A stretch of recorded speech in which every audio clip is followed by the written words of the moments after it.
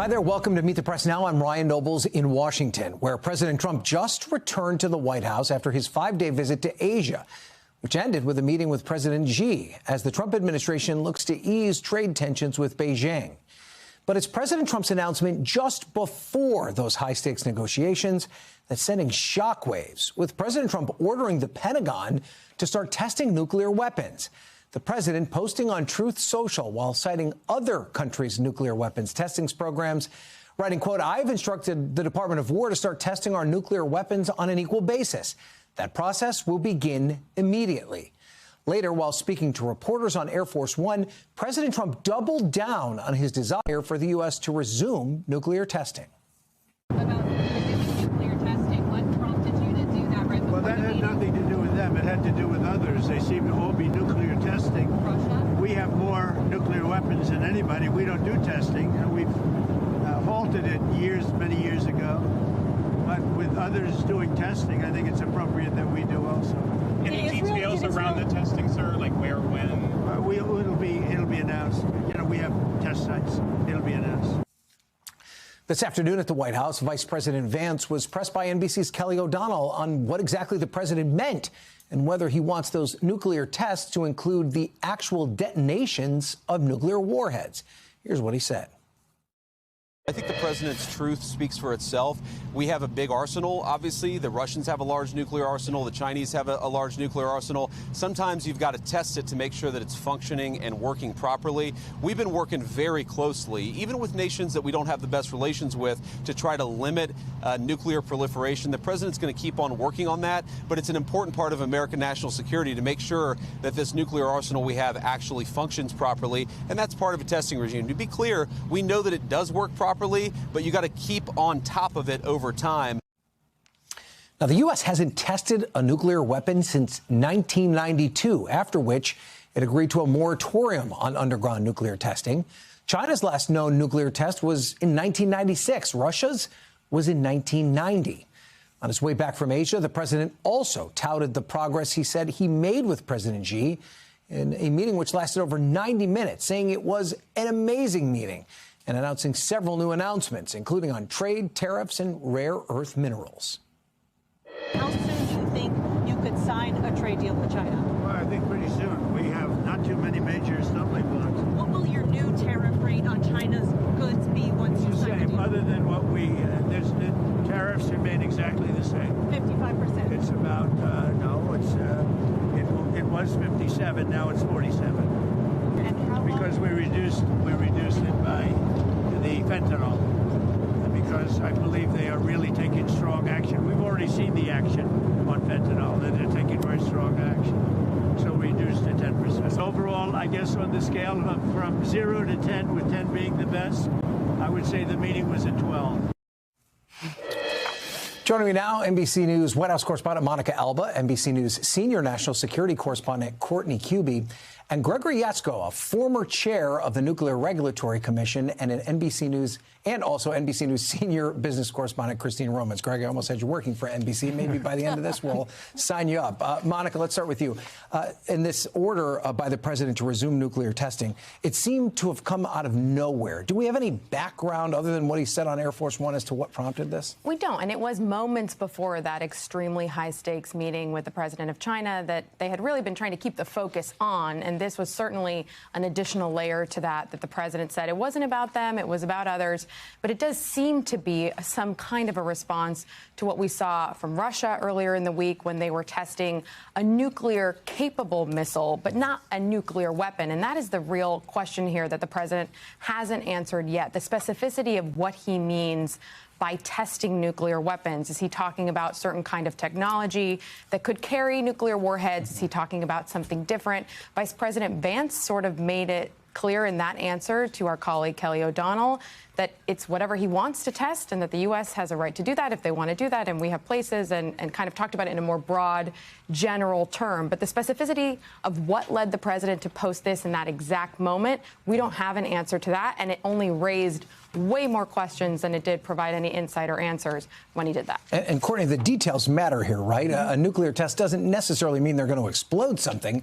Well, I mean, what else could it be? Yeah, so a couple of clues in the Truth Social posting. One, he said that he ordered the Department of Defense to do this. Well, so that, to me, if I'm trying to interpret that, says that this is about the nuclear weapon delivery system, a missile, right? Because that's what DOD tests. They test missiles.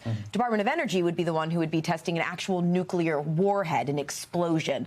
There'd be some DOD component to that, but technically Department of Energy is the one who would be in charge of that. The next thing that makes me wonder that is the word or two other parts, the word immediately in there, saying he's ordered them to immediately. There's no immediacy that's going to happen out of trying to test a nuclear bomb. That would take 18 months, 2 years probably. Just to put it very simply, you got to dig a giant hole to be able to test the bomb in. That's one. The third thing is when he talked about how there were other countries who were doing similar tests. There aren't other countries that are testing nuclear bombs right now. But there are, as Monica mentioned, other countries that test their nuclear weapon delivery system. Again, they're missiles. So to me, that's what it sounds as if the president was saying here. But the reality is, like we know in a lot of these things, he'll say something. People, reporters will try to ask for clarification from people around him, but it really is going to take hearing from the president himself exactly what he meant here, because as of now, everyone who we're asking the questions to is just saying, well, we refer you to the president's Truth Social post. And sometimes he says things and then doesn't necessarily follow through. But Courtney, do remind us, why don't we do the type of nuclear testing where we're talking about these detonations anymore? Why is that something that's So there's the Comprehensive Test Ban Treaty, which was signed in 1996. The U.S. has not tested since 1992. And before that, there have been other nations who have tested since then, including North Korea, obviously. But just to put it very simply, it's a potential danger to environment, people, animals, when you test a nuclear weapon, when you test an explosion like this. And so that, in addition to the fact that there was this sort of moratorium that was going to be applied to the entire world, anyone who might have one of these weapons that would just stop this sort of testing. Again, North Korea has tested since then, but it's considered to be taboo, for lack of a better word. And we're lucky to have a nuclear expert here to answer some of these questions for us, Greg. I mean, so what was your reaction first when you heard this announcement, and then maybe expand a bit on Courtney's point about how long it would take to functionally detonate a weapon like this? Yeah, it would take some time. I mean, my first reaction was this doesn't make any sense. It's something I would expect the president is going to walk back like he has with, I guess, the taco phrase of walking back promises and commitments that he made, because it really doesn't make sense. The Department of Energy would have been the agency to begin testing. And again, there is no immediacy when it comes to testing. We are, since the Clinton administration, required to make sure that we can start a test if we want to in about 24 to 36 months. So that's the time frame that it would take to do something like this. It doesn't. What Vice President Vance say hold any water that you have to test these weapons every so often just to make sure they still work? We have an entire agency of the federal government whose responsibility is to make sure that these weapons work. And it's within the Department of Energy. They spend tens of billions of dollars every year and billions of dollars just answering that question, will the weapons work? And the answer always is yes, they will. And, it's important to keep in mind that we don't test partially to keep others from testing. And we have a very extensive catalog of data and these very sophisticated scientific models and computer systems that tell us that our weapons will work. That capability is much better than our adversaries like Russia and China. So if we were to begin testing, and they're not, that would actually be beneficial to them far more than it would be to us. I'm going to come back to you in a second, Greg, but Courtney, when he talks about wanting to resume nuclear testing, he also says he wants to see denuclearization. I mean, aren't those two things in conflict? Yeah, that doesn't make sense. It's just like multiple things now in this Truth Social that aren't making sense. And then, unfortunately, when we have the vice president asked about it, even when presidents asked about it on Air Force One, it only muddies the waters even more. Again, I think that what this is going to come down to is someone asking the president very clearly, do you intend to start detonating, as a test, detonating nuclear bombs to test them or not? I think the other big concern here is the potential for nuclear proliferation out of all of this, right? As Greg was saying, that it's part of the reason the U.S. doesn't test is because they're trying to convince other nations not to test as well. But if, in fact, the president were to say he wants to start testing these, well, could there be a potential nuclear arms race? Russia already has more nuclear weapons than the United States does. Not many, but they have more than them. And there are other nuclear powers here, India, Pakistan. what would the potential ramifications be around the world if the U.S. were to start testing like this? And Greg, do you worry about that too? Another nuclear arms race? I mean, it feels like we're having a Cold War conversation. Yeah, absolutely. It's one of the real risks with opening up this can of worms is that other countries then could start to test. And it's especially important for the countries that don't have sophisticated nuclear programs because the tests for them can actually provide a lot of valuable information. And I think one thing that's important to think as I was looking and trying to make sense of everything that happened here, this is an element of Project 2025. This is something that they put in Project 2025 was a desire to resume testing. So there is certainly an element within the national security space of people who believe that testing is important. But so far, all the scientific consensus in the work of the Department of Energy says we don't need to actually test to know these weapons will work. Are you suggesting then it's more of a saber-rattling gesture? It's just to demonstrate that we have these weapons and don't mess with us? Would that be the main reason to test at this stage, given all we know about these weapons? I think that's one explanation, but as I said, that actually would be a net harm to the U.S. because it would then give Russia and China the ability to test, and they gain more from actually testing than we do. Yeah, okay. Let's turn now and talk about trade, Monica. The other news from President, his Asia trip, he has these trade agreements with China. It starts with this big threat over tariffs. He seems to have dialed it back a little bit. What do we think, or what can we tell that came out of this that's concrete? Well, look, I think both sides feel satisfied that there seems to at least be a truce to the trade war at the moment. There's an agreement to sort of pull back from some of the threats of really applying way bigger tariffs and potentially really having this massive battle between the world's two largest economies that could end in, disaster for millions of people economically and financially, setting that aside and saying, let's continue the conversation. But there wasn't an inked trade deal that actually came out of this. They only basically agreed, let's keep talking. And because the U.S. and President Trump said he was very satisfied with China's answer on trying and attempting to stop the flow of fentanyl into, of course, the chemicals into the drugs that make their way into the U.S., the president said, I will reduce the tariff rate from 57% to 47%, which is still a high tariff rate, but bringing it down to see if the conversations continue. We do know that there will be the purchase of soybeans, which is a really important thing to American farmers and something that is good for the U.S. But there was also a lot in this going into it. We thought maybe there would be some conversation about the TikTok deal being finalized. That's still a question mark. Again, they think they've gotten some agreement from Chinese officials to have U.S. ownership now of the very popular social media platform. But they didn't ink it and they didn't talk about it, according to the president. It didn't come up in their meeting, and neither did Taiwan, apparently, which is, of course, another important issue. And Christine, let's bring you in. Obviously, there's been so much that the business community has been concerned about in this relationship between the United States and China over trade. Is the sense here that, as Monica pointed out, at least things aren't worse? Do they feel a degree of relief, or were they looking for something a bit more significant and concrete?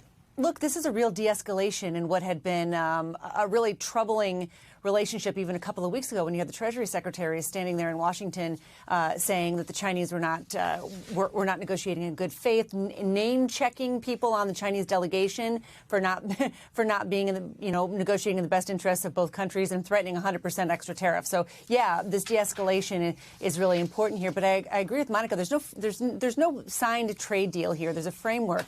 And I'll just remind you that multiple administrations have faced frustration with how the Chinese negotiate vis-a-vis trade. They talk about frameworks and they talk about stages and phases of implementing an ultimate trade deal, and then they're known for slow walking, stonewalling. I mean, multiple administrations have complained about this, so it's very frustrating because it's in the best interest of the Chinese to move as slowly and very short gains. And the United States would like to see some pretty big, important improvements on fentanyl, on these rare earth minerals. And I'll point out for the business community, there is now a one-year reprieve of these more onerous rare earth mineral export licensing that the Chinese were going to put into place. That means this has to be revisited in a year, which still gives the Chinese a great deal of leverage over all these other parts of the negotiation that are happening, because we know that in a year we're going to be right back here talking about rare earths again. And maybe this isn't as bad as it was, Christine, but 47% a tariff on Chinese goods, that's still pretty high. I mean, what is that going to mean for U.S. consumers? I mean, here's the brilliance of the President Donald Trump negotiating strategy, where if you had said 6 months ago that a 47% tariff on China would be the great improvement and the sigh of relief, no one would have ever believed it. We have gone from just up and down and back and forth. And 2 weeks ago, another 100% was threatened, and now we're back to 47%. It puts the U.S. in a good negotiating position, Ryan, because they can put more on, frankly, if they want to, and they've got more that they can take off. And I was speaking with somebody in the administration just a couple weeks ago who said they're really happy with 50. 50 is where they'd like to be, because it just puts maximum pressure on China without really hurting the U.S. economy, and major importers are able to absorb some of it. So in the end, I think the U.S. is where they want to be on those China tariffs. It's all these other things around the China relationship that still need to be worked out. Okay, create a problem and then solve a problem. That's one way to run a presidential administration. Okay, Christine, Monica, Courtney, Greg, thank you all for being here. We appreciate your expertise. We thank you for watching. And remember, stay updated on breaking news and top stories on the NBC News app or watch live on our YouTube channel.